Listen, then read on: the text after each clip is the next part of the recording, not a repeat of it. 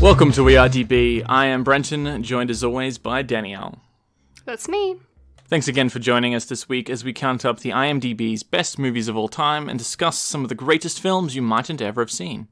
This week, rated as number 42 on the Internet Movie Database by millions of film lovers from around the world, is Gladiator.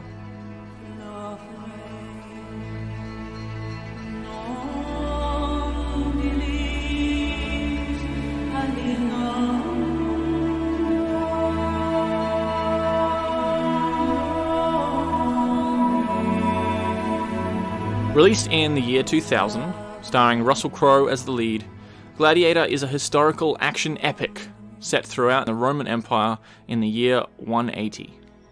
Based on an original screenplay, loosely inspired by Daniel Mannix's 1958 novel, The Way of the Gladiator, Gladiator is directed by Ridley Scott.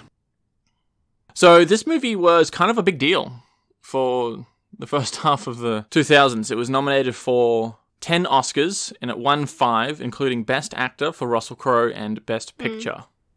I didn't realize it was that old. It's aged really well. I completely disagree. Oh, really? Because I think this movie feels like it's something from the 70s. I don't know what it is about the feel, or the tone, or the way it's cut together, but this seems like an epic from earlier. Do you know what I think it is? Part of it is right from the beginning. They've got these interesting, almost time-lapse landscape scenes that they've put in there. Yeah, I'm like, that's the transition an interesting ones. choice. Yeah, and it's like, it's very evident that the frame rate is off because it's a time-lapse, and I'm just thinking, you didn't have to put that in there. Yeah, well, the frame rate's all off during the fight scenes and the arena scenes. I think they're doing it on purpose. That I didn't notice as much as these transitional landscape scenes. I'm just thinking, like, I don't know, I feel like they were just a bit too fast. Yeah. And I was just thinking, like, why is that there? There's some CG stuff, like cityscapes, that could be better now, probably. Yeah. But I don't We'll get think to that it's in a second. bad. I was just going to ask, had you seen this before? I didn't even ask. I didn't think I had, but this is one of those ones where I'd seen the end of it. I don't know Right, if it was you'd on seen TV. some of you remembered some of it. Yeah. I'd seen, for sure, the very end. Okay. I knew what happened. And there was things where it's like, quickly figured out what I was watching. I'm like, okay, so how does this happen? Because I know this is going to happen.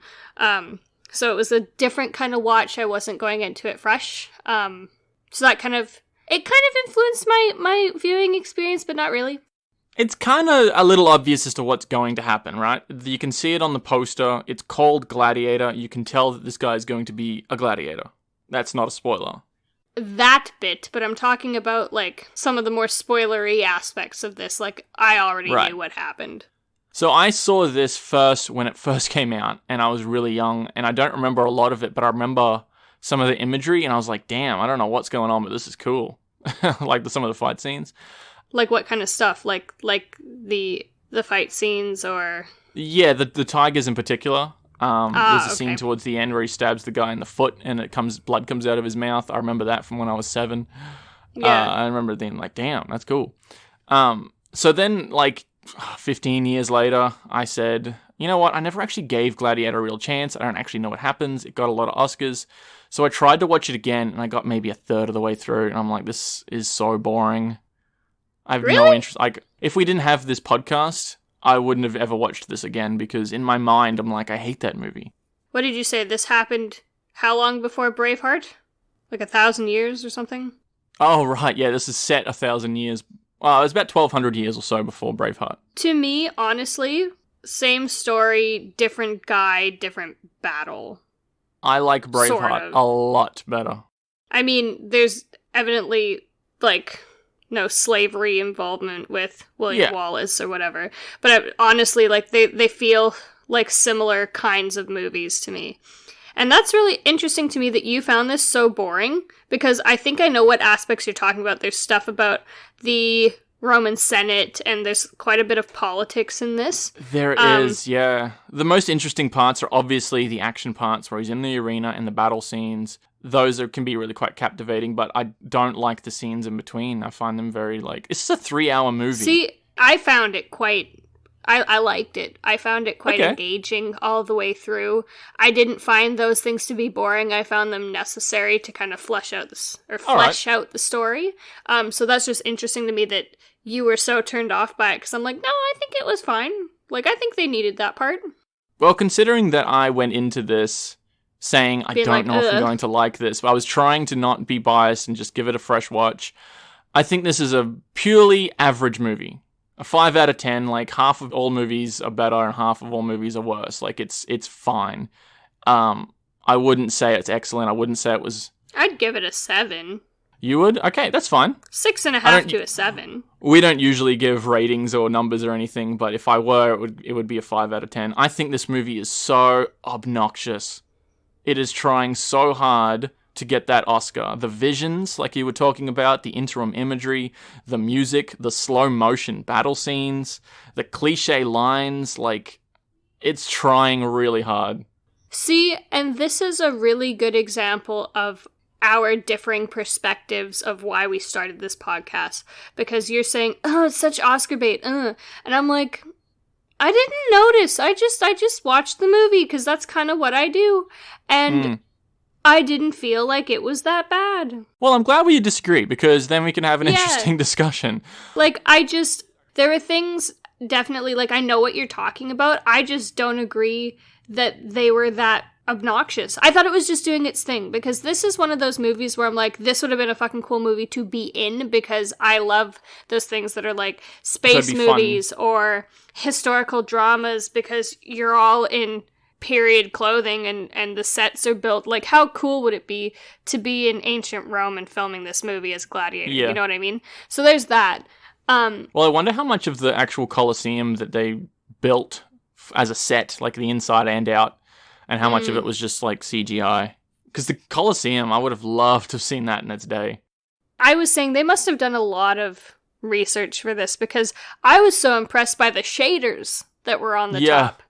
Because we've been there. We've been to the Colosseum, and I don't remember learning about that. I remember learning about the very complex network of pulleys and cells and everything, but underneath the main floor. It's really complicated system that they had underneath there.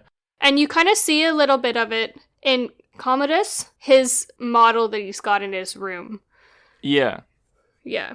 What's currently there is like half of what it used to be. Literally, it's in ruins, obviously. But I've seen imagery and stuff before I went and visited it myself, and I thought that there was more of it. But when you go there, you're like, damn, this thing was massive. Mm-hmm. It is huge. You know what this actually really reminds me of? Is the prequel Star Wars series. That's what it feels like to me, with the setting, the sound. Really? There's so much talk about the Senate, there's bad CGI, like those really long, wide crowd shots and the shots of the city. They feel like Attack of the Clones. And I believe there's even like an arena battle in Attack of the Clones, There is an arena scene. Even just the diversity of settings that they've got going on. So you've got... The scenes in Africa feel like some of the ones... I don't know, this feels like a prequel Star Wars movie to me. I can actually really see why you think that and why you feel that way. Like, there definitely are parallels that can be drawn between these two, Gladiator and Star Wars, because, down to the bare bones of it, there are some very fair elements that are similar. We're talking about the Senate, we're talking about an empire, we're talking about rebels, if you really want to get down to it, rebel soldiers. I understand that those Star Wars movies are drawing comparison from ancient Greek and Roman mythology and the way that they did things then. But for your movie to feel like a prequel Star Wars is not necessarily a good thing. I don't think it's necessarily a bad thing that you can find comparisons between. Okay, that's fine. I can think of like 10 reasons why I feel like this is Attack of the Clones.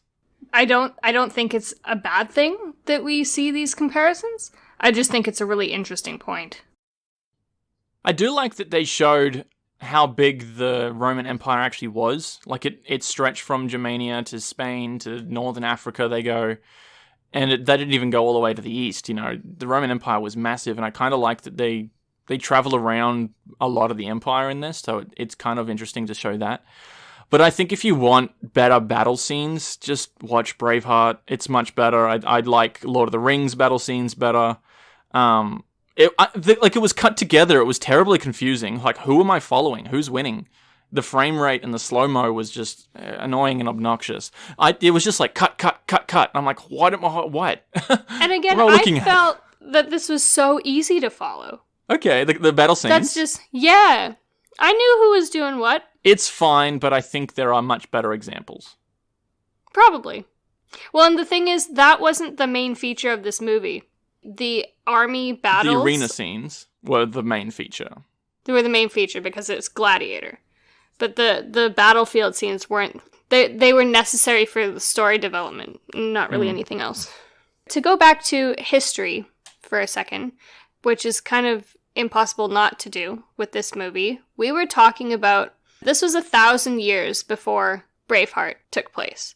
Well, Braveheart, I believe, was in the 1300s. This was set in 180. So it was like okay, so 1,200 years. Yeah. We were talking about how interesting is it that things hadn't really changed. Yeah, nothing really significantly progressed until, I guess, the Renaissance. Well, and that's so interesting to me because that led us on that kind of tangential conversation about how now we've been in a period of exponential development and technological development since the Industrial Revolution. I was saying how each generation has technologies that their parents couldn't fathom. Whereas... Yeah, that was never a thing for thousands of years. For thousands of years, everybody's doing exactly the same thing with maybe you get, oh geez, we can smelt metal now. That's going to be really useful. You know what I mean? Whereas, like, in my grandparents' generation, they put a man on the moon, and in ours, we're putting a colony on Mars. You know what I mean? Like, it's just, it's... I think it's amazing that, like, in a single person's life, we had never flown, and we had the first aircraft, and then later on, we landed a man on the moon in a single person's life.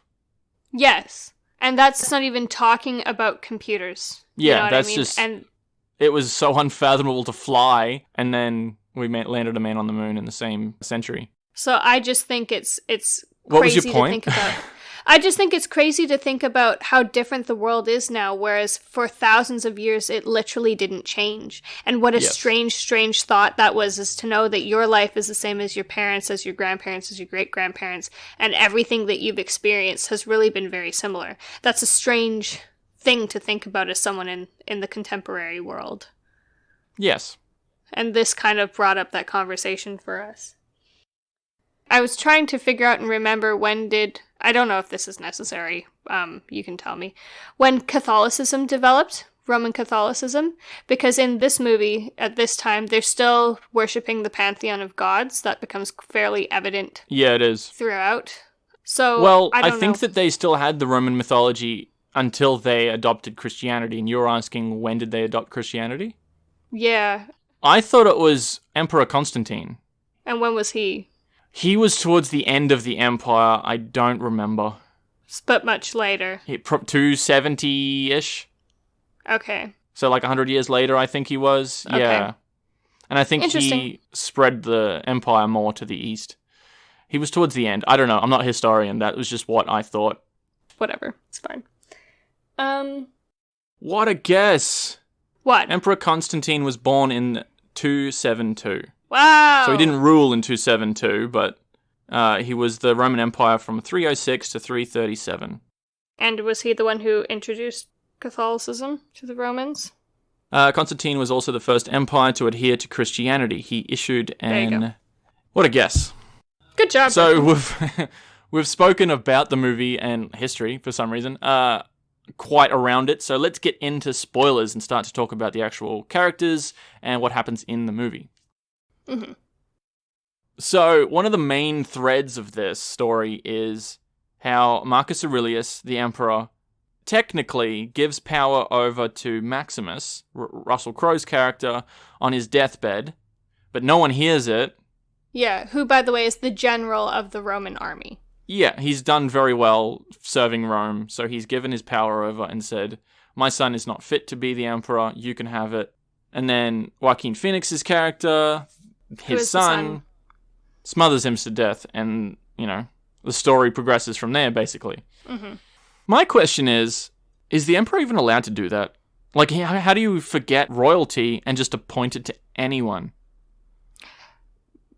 Like, I know that the Emperor's orders are, like, the final say, but isn't that tradition? Like, you go to the next heir? You can't just appoint it to your second in charge, or whoever you want. I honestly think that strict adherence to tradition is something that came about much later. So, like, you see, and I'm talking about monarchies the world over, you see it with kind of the royal family now even, and how we're just starting to have changes to centuries-old rules. But back then, they were kind of ping-ponging between, Rome was a republic, and then it was an empire, and then it's a republic again. So the emperor, being the most powerful person, kind of gets to decide everything. Yeah, what happens, and what he says goes, Well, the fact that they were assuming that Joaquin's nephew, Lucius, he was going to be the new emperor, that's just an assumption. But, so that makes you think that there's a tradition set up there making that assumption that he's going to be emperor because he's next in line. What if the current emperor, Commodus, what if he just picks it to whoever he wants? What if he picks his general, The fact that they're making this assumption that A, Commodus was going to be the next emperor, and B, Lucius is going to be the next emperor after him, makes me think that there is this tradition there. And it just confused me because I'm like, I didn't know that you could do that. I think there is. I think that's how it goes unless the emperor decrees otherwise. Right. Oh, okay. All right. I just think that the emperor was really dumb for not declaring it publicly or having witnesses or putting it in writing. Like, the only people he told was A, Maximus, and B, the next person who is in line, of course he's going to try and kill you. Like, that's duh. I don't know. You don't think that was obvious that Commodus was going to try and kill him if he's the next in line and he doesn't get the power? Here's what I think. He was going to announce it publicly. That was always the plan. He was going to follow due process and do it. He was trying to do the honorable and polite thing by telling his son first. And his son's a bit of a unstable person. Which is why I wouldn't have done that. I would have let him know when the world knows, I'm thinking with you, you should know your son better. But also he straight up said, your shortcomings as a son are my failures as a father. I don't think Marcus Aurelius really knew his son. Right. You know what I mean? So he made the assumption that he would just take it in stride. I guess so. That's a bad assumption. I didn't realize that Caesar meant emperor, because they kept calling each other the Caesars. Neither. This is the only place I've ever heard of that. I thought Caesar just meant, Julius Caesar. Yeah. I didn't think that it was a term used for emperor for the next few centuries. Me neither. I didn't know. I would like to talk about Commodus for a little bit. We talked about, I think Joaquin Phoenix was a good casting for him. I do like him. We were also talking about, he was carrying more weight in his face with this role. Yeah. And it just made him look snivelly, which was a good thing for this character. This was his first Oscar nomination out of 4. Oh, really? Yeah. Well, there you go. I think he played it very well. As a character, Commodus is so starved for affection. I don't know why. But that it comes out across the board for why he acts so erratically and weirdly. Like, he is full on in love with his sister. Which I didn't like that they added that in there. It's like, you couldn't make this villain any more unlikable. Oh, let's make him incestuous. That'll make the audience hate him more. Like, it just felt like there was an added trait in there to make him seem even more villainous. See, I feel like it fit with his MO. Okay. Why is that? Just because, Because he's trying to have control over everything. Yeah, he wasn't loved by his dad, and so his whole thing, they're talking about, he's obsessed with these games, because his whole purpose is to make the people love him. That's what he said over and over again. He's everything is about being loved, because he's never felt loved. And any love that he has, the only love that he has in his life is from his sister. And so because he can't have it in any other way, he's going to get all of his needs met by this one person who actually cares about him. I didn't think that she did care about him. I felt like she was a prisoner in her own house. Because she said that as well. She said that before they got into that situation. It was at the beginning of the movie. No, I know. But I think at one point she did care about her brother. He's just latched onto that. You know what I mean? Now he's a bit nuts. Yeah. Yeah. And I like how everything that Maximus does, it was to piss him off and to take power away from him. And every move Commodus makes just undermines him even more. Like, he undermines himself again and again. Commodus undermines himself? Yes, he can't do anything right because everything he does, he so underestimates Maximus. Yeah. He's like, I'll kill you this way. And it's like, no, that didn't work. Okay, I'll kill you this other way. And it didn't work. He's like, why won't you die? Yeah. And he can't do it not publicly, like, really. Well, he could have, but, like, well, I think, again, that's part of... He would seem like Commodus the Unmerciful. And everyone loved Maximus because he was an entertainer. Yeah, but you could say, oh, it was an accident. There was a drunken brawl. You know what I mean? I guess, and yeah. he died in the night. But I think it's part of his vengefulness that he really wants to humiliate him. Publicly. In death, yeah. And it's like, it just doesn't work. Yeah, that didn't really work out for him. To go straight into spoilers with the end fight scene between the two of them, I just think, you cocky little prick. You've never seen battle ever, and you're going against Rome's greatest general, and you really think it's going to work for you. Really? Well, we were even saying he fights like his personality. It's all show. It's a lot of, like, fanciness. And he was a lot more offense than defense. Like, he was putting too much into it, and it's just, like, very much sums up his character just in watching the way he approaches that battle. Well, and this is why he ultimately lost and died. Yeah. Even though he cheated. I'm just like, you're so stupid. Like, he wasn't smart, and this is why he was never supposed to be emperor, because he wasn't smart enough, he didn't care enough, he was too preoccupied with his image than with the needs of the people. He didn't care. And Marcus Aurelius knew that, which is why he was trying to avoid having him be emperor in the first place. Snivelly little bitch, that's all I have to say. To talk about gladiators for a minute, the whole idea of the Colosseum, like, the Colosseum was made for gladiators, wasn't it? Yeah. This is such a strange concept in our modern world, because not only was death so much more visible at that time, but it was almost celebrated. It was used as amusement, and that just seems so strange. Don't you agree? Yeah, it does. It's a different time, and we first spoke about this on the Good, the Bad, and the Ugly movie episode that we did on episode 9, because we were talking about how even in cowboy western times, a long time after this movie set, even then they still didn't really care for life because they were dueling as an entertainment, right? You're still killing each other for entertainment. Nearly 2,000 years after that movie was set. Like, that's what they did. Look at the medieval times. They were jousting. A lot of people got their heads knocked off doing that. It's just a different time. People have come to value death only in the last century, which is really surprising because that's really not a very long time. I was going to say, when was the shift? What marked the shift? I've watched videos about this, about how, like, the profession of a mortician came about, whereas people used to deal with bodies themselves. They did. People used to deal with bodies themselves. They used to dig their own graves and hire someone to do the tombstone. Like, it was a very personable process around the end of the 1800s, I guess it was, in the turn of the century. So it's very unusual for a person to see death in their lifetime at all, or a dead person. Now. Yeah, it is. It's kind of very unnatural. And I don't know if I've ever spoken about this on the podcast before, but you know this about me. I think, not that I'm saying we should all go around knocking each other's heads off and killing people for sport, but that I think there really should be a move kind of back towards death not being so foreign in society. But I don't know how you're going to do that without, bringing back gladiators. There's actually some... No. I mean, death not being so foreign in society, so people dealing with things more themselves. And there is a move towards that. There's different funerary services that can do that now.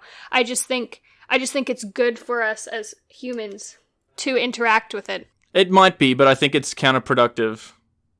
Like, there's a reason why the more progressive society is the one not dealing with it and leaving it to professionals. And we have a lot less disease because of it. I think that would be difficult, that's all. Yeah. I see what you're saying. The idea of a coliseum is kind of very foreign to us, but it was very normal for a very long time. Though?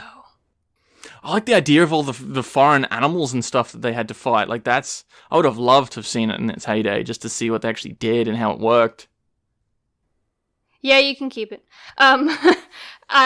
Just think about, we learned about when we went to Rome. When the Colosseum opened, they had a long period of games like this. So in the movie, to honor the emperor's death, Marcus Aurelius, they had 150 days of games. Now, when the Colosseum opened, they had some enormous length of time like that, in which I think they said 2,000 men and 5,000 animals died as over part how of long? These games. A period of, I think it was like 150 days or something similar like that. Right. It was just like this, and I feel like those numbers are wrong. It was mind-boggling just to think like that. Like, I just think what a waste for entertainment. Yeah. Hey, people paid their money. It was a big trade. But these are things like tigers and bears and lions that they would have had to bring from far away. It was just, yeah. Well, I actually think it's interesting that the Colosseum was overgrown and in ruins up until about the mid-1800s, which is very recent. And in order to preserve the building, they had to remove all these plants and trees that were growing all over it. And it was interesting that when they studied these plants, they're like, yeah, these have only been found in northern Africa. But they came over inside the bellies of the animals that they brought over, and it was really interesting. That's super interesting. Yeah. Anyway. I wonder where they disposed of all of those animals too, because some of those plants, it makes sense they would have got there, like, you're cutting up a cat, things are going to fall out of it, but not necessarily that they would have buried those animals there. So it's just interesting that many plants managed to... Well, they were doing it over centuries. Stay on site. Yeah, I guess so. Back to the movie. There was one thing that Commodus says towards the end here, when he first finds out that Maximus is alive again. He says, they lied to me in Germania and told me that he was dead. And they try to explain that a little bit by showing the two guys that came back and how they lied to him, and they were sentenced to death. But that still makes no sense to me. Like, so you sentence Maximus to death. You send 4 guys with him. He kills 2 of them and runs off on a horse. Right? He killed them all. No, the other 2 scouts were a little bit up the hill. Right? No, he killed 4 people. There was 2 guys on horses, and there was like 3 guys who were with him who were going to cut his head off. All right, well, who were the 2 guys who got sentenced to death with the archers? So what happened was Maximus killed everybody there. And well, I remember seeing them. They would have been like, well, where are these people? They haven't come back yet. So they would have sent other scouts out to see what happened. And when they arrived there, they thought it was a barbarian raid. Even though Maximus's body was nowhere to be found? Maybe they were supposed to bury him. He was a general after all. Well, they weren't going to give him a general's death, like a soldier's death. They were going to... Yeah. Yeah. So I didn't think that they had much respect for him. So for that... Like, for starters, why did he sentence him to death? There was no reason for it. He didn't do anything wrong. He was the general. Yes, I understand. Who Commodus? Because he's a snivelly little bitch. I get it. He's a snivelly little bastard, but I understand that Commodus knows that Maximus is the only other person who the emperor had given him the power to, but no one had heard that. It was his word against Maximus, so there was no reason to sentence him to death. Everyone else knows, oh, I'm just being told by the new emperor to sentence the general to death. He did nothing wrong. Yeah. Well, this is what brought up that conversation about this blind obedience that you see throughout the movie from the army. And I think they honestly, Quintus, the new general, says at one point, he says, I'm just a soldier, I just follow orders. Yeah. He said it's nothing personal. So even though he didn't do anything wrong, it's fine to just go kill him. I guess so. All right. At that time, it's the emperor. You do what the emperor says. Okay, so let's say that the emperor thinks now that Maximus is dead for some reason, that it wasn't reported back to him that they didn't find the body or didn't kill him. Why did they go all the way to Spain to burn down his farm and crucify his family? I thought they did that because they knew that Maximus was still alive and this is where he would be going, so fuck you, you survived, I'm gonna go kill your family. But they didn't know. What happened was that it was always the plan to kill him and his family, because he said something like, you'll meet your family in heaven or something like that. He's like, or no, they'll join you in death, is what they said. So Commodus is trying to punish not only Maximus but his family because his father liked him more than him. Yeah. That doesn't make any sense. Unstable. That's a lot of work to send your men all the way over to Spain to kill someone's family who you think is already dead just because of something that your dying father had said to him in private, even though it's your word versus Maximus. It means nothing. Just fuck him off. You don't have to do any of that. None of that makes sense to me. It's extraneous work. I don't think it's supposed to, and that's kind of the point. It kind of just shows that why Commodus was not fit to be an emperor, because he was too impulsive and he was too irrational. And he was too emotional. He's very emotional, yeah. And you can't have those things, and like he says about the 4 virtues, he wasn't wise, he wasn't smart even. He's not an intelligent person. He wasn't just, he wasn't strong. And what was that last one? I don't remember. I don't remember. He didn't have any of the qualities that you'd need. He didn't. But I think history shows that people who don't have those qualities still get to be in power because of their bloodline. So, I don't know, none of that made any sense, and I felt like the movie was like, don't think about it, just ignore it, just accept it. And I hate that. Just because I can see the flaws in your movie doesn't mean I can just, turn a blind eye. Is there any other main points that you wanted to say? Oh, the only other question I have is, was this a real story based on true events? Well, the characters of Marcus Aurelius and Commodus were real people. They were obviously emperors. And the rest of that was just made up. Okay. So I wonder if you're like a historian who watches this and you're like, man, you're defaming the name of Commodus because he was actually a good emperor or whatever. I don't know. Yeah. But they're making this guy out to be a villain when all of that was just made up.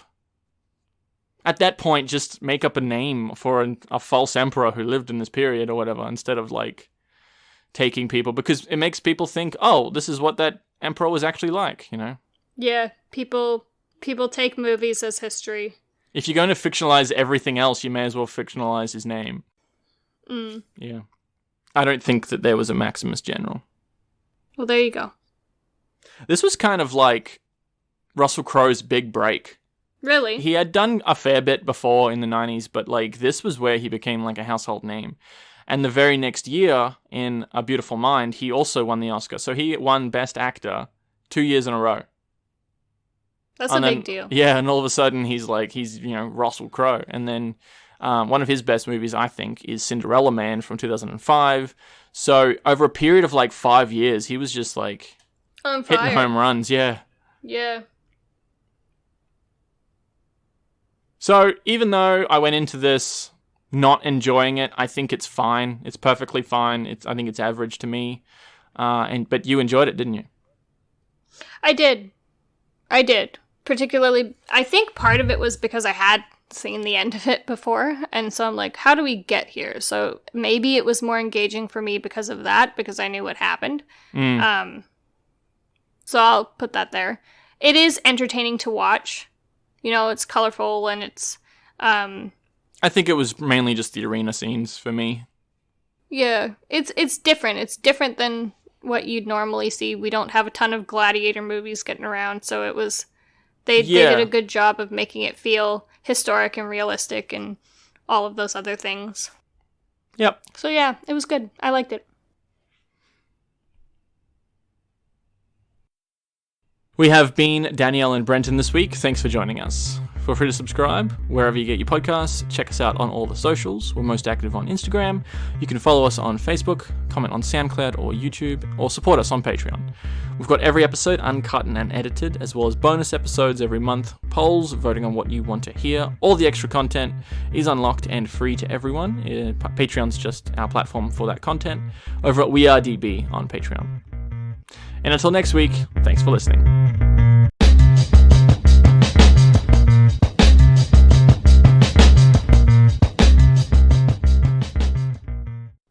Dun, dun, dun, dun, dun, dun, dun.